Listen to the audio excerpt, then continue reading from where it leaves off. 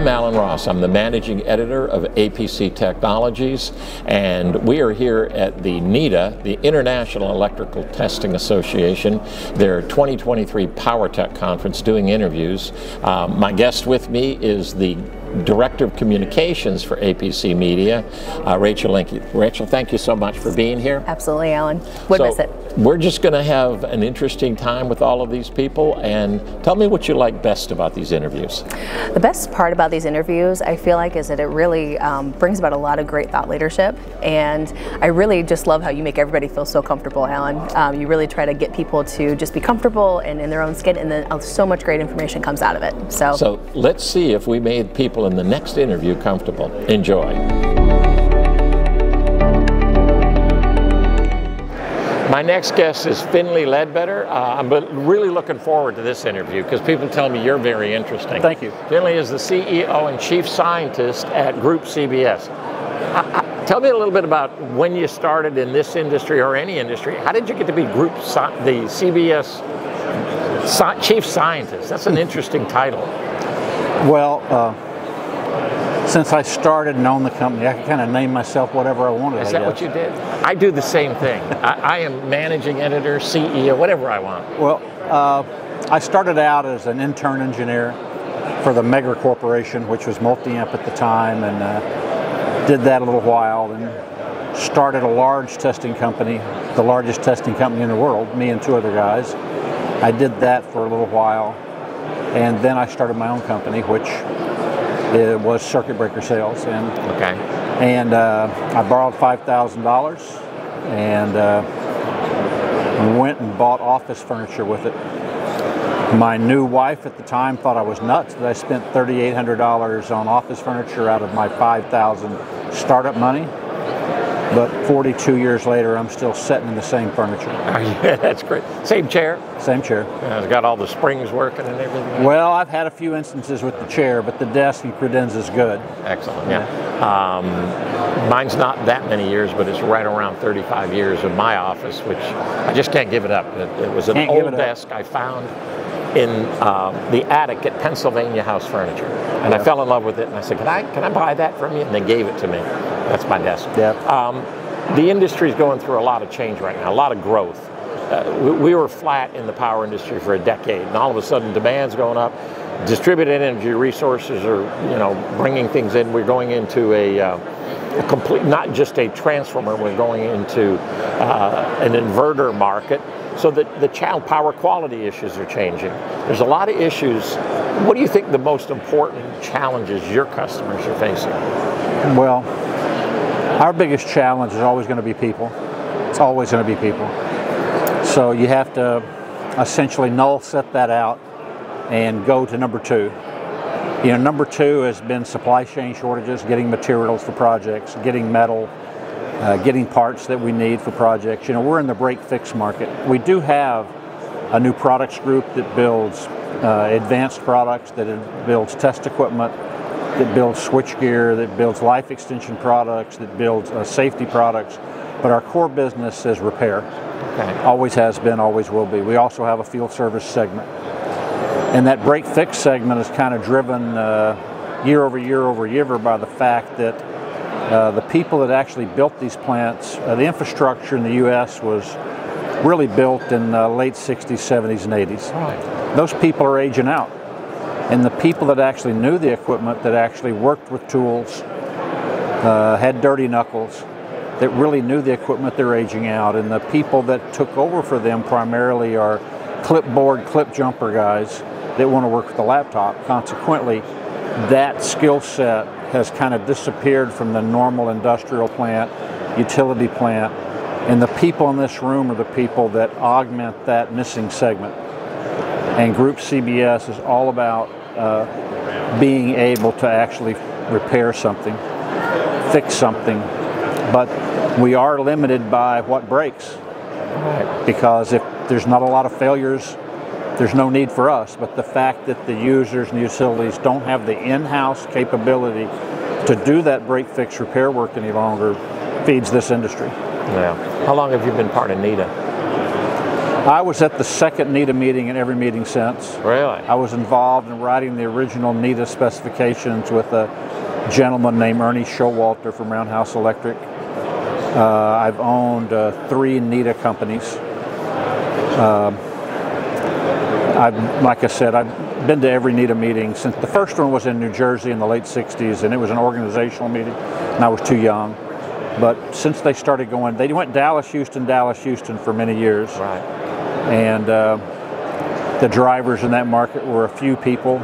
It was kind of a country club, boys club at the time.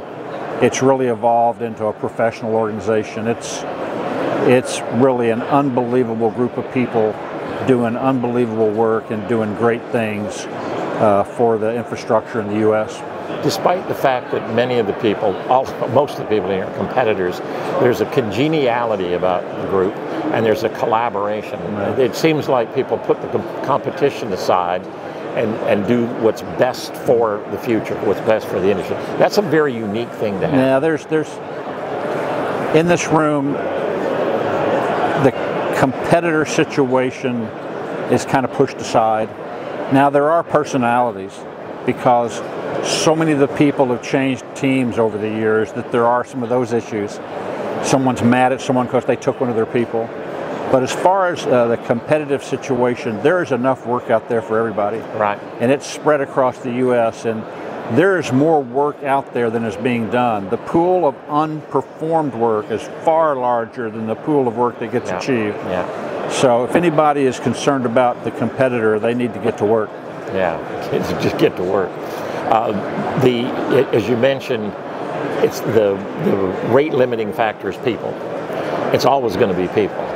I know NETA is putting in an apprenticeship program. Is that going to help that funnel in? Because it's how do you grow the people that are in the company, and then how do you bring people in? Because there's not a lot of people that want to get their knuckles. This next generation, they don't want to get their knuckles dirty. When I was a kid, getting in this business, 23, 24, 25 years old, everybody that came along would put the work, put the effort in, expecting the reward. Right. Today, when a young kid comes into my office, he wants the reward first. Right. That's the hard part. Yeah. That's the hard part. We've grown our kids. We've grown an environment to where a lot of people come in expecting to get the authority, to get the money, to get the prestige day one.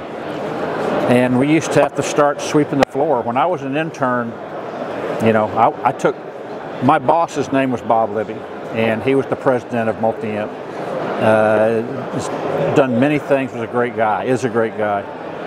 He used to throw me the keys to his car and say, "Go wash my car, kid." And that's where I started. You know, engineer, intern, washing the boss's car. Yeah. And I love driving that Cadillac to the car wash. Yeah. I understand you collect Mustangs. I have a museum in Texas, the Blue Oval Car Barn. It's in Mineral Wells, Texas. And give me an airport. It's about an hour and a half west of Dallas. Okay, right. Where I'm from, where I grew up. And it's an old Buick dealership, and I keep about 20 or 30 classic cars on display, primarily Mustangs, some other stuff as well. And I rotate them occasionally. I've got about 60 cars in the collection. Wow. And it's a fun thing. It's really, it's been my passion. It was my hobby. It was my passion. Now it's a severe virus that I've got. You're going to do a commercial now, okay? I want you, because Group CBS is different. You call it Group for a reason. Your company is growing. You're acquiring. That's one of the ways that you grow, right? Say again? You acquire companies. Yeah. Okay. And then you grow organically. Right. Talk about where Group CBS is going. Wow. We grew over 20% last year. Our plans are to grow another 20% this year. And since we're a mature business, our base service shop and repair business is pretty mature, being 40-something years old. Right. It's hard to grow that segment.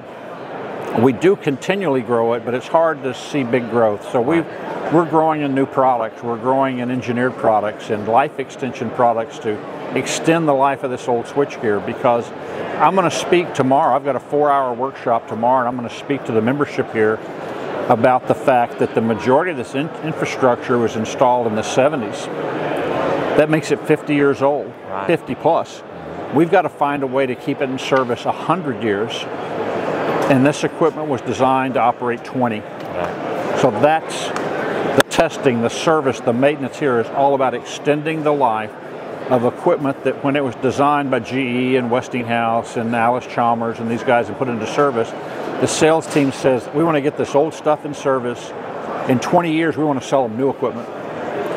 Well, that didn't happen, and it's become so hard to replace it, and there's no new emerging technology to replace the existing switchgear. So it's going to have to stay in service 100 years. This is the group of people that has to spearhead that effort to keep this equipment in service for up to 100 years. Yeah. I was brought into the industry through SD Myers, which is a testing company. Every year I threw a party. We had a birthday party for all of the transformers that we tested over 100 years old. 3 of them out of the 6 were Allis-Chalmers, right? Which I never even knew they made it. But the best transformer I ever saw, 1976, built by Westinghouse. It was a 10 MVA transformer. The thing will run for 100 years because it was so overbuilt. I have to say that we pioneered vacuum interrupter testing, and the early Westinghouse vacuum interrupters are ones we very seldom see a failure with. Right, yeah, that's excellent. Chief Scientist, what is that? Why did you give yourself that title? Well, I was a science guy. I grew up a science guy. I was the chemistry guy. I was the physics guy. I was the flying saucer guy when I was a kid. If we've got time, I can tell you a short story. Go, do it. When I was 12 years old, there came a knock on the door, and it was a guy had driven to Mineral Wells, Texas from Chicago to interview me for Flying Saucer magazine. What? I had written an article on magnetic propulsion and mailed it in, and they thought I was an adult. And he drove, knocked on the door, my mother let him in, and he sat in the living room floor, and he brought me a set of encyclopedias as an enticement for me to give him this interview. And I was 12 years old. Oh my God. So I started with this when I was very young. I went to university, studied all types of physics and chemistry and engineering. Wasn't a great student, was distracted, but got the basic knowledge, had a basic understanding of physics. So a lot of the products we've developed over the years at Group CBS have been to keep us in the forefront of our industry. So when we developed ArcSafe, arc flash resistant robotics, when we developed these new switches with operators, we developed MAC testing and timers and all these things that we do in our lab, and we have our own high power lab. It's basically done to keep us at the forefront of our industry. Okay. And we always try to develop things that are good for our technicians and that are good for the 1,000 people that are here. That's excellent. Last question I've got for you is where are you going with Group CBS? Well, you can say 20% growth, but it's not about just numbers. We're going to have to grow segments that can grow, okay, and then maintain our leadership in the segments that are mature. So we need to maintain our leadership in service and repair and that sort of thing, breaker parts, breaker pieces. But we need to grow our switchgear side with a new switch product. We need to grow our switchgear side as far as manufacturing switchgear. We need to grow ArcSafe. We need to take ArcSafe to Europe. Okay. We also need to grow our service side. We need to grow our service business. So that's where you can look for us to pick up market share, put resources in, try to build more switchgear, improve our ArcSafe product line, and open it up to a bigger world market, and improve and grow our field service business. Yeah, it sounds like you have a passion. It's all I've ever done. Finley, thank you so much. I appreciate the interview. Thank you.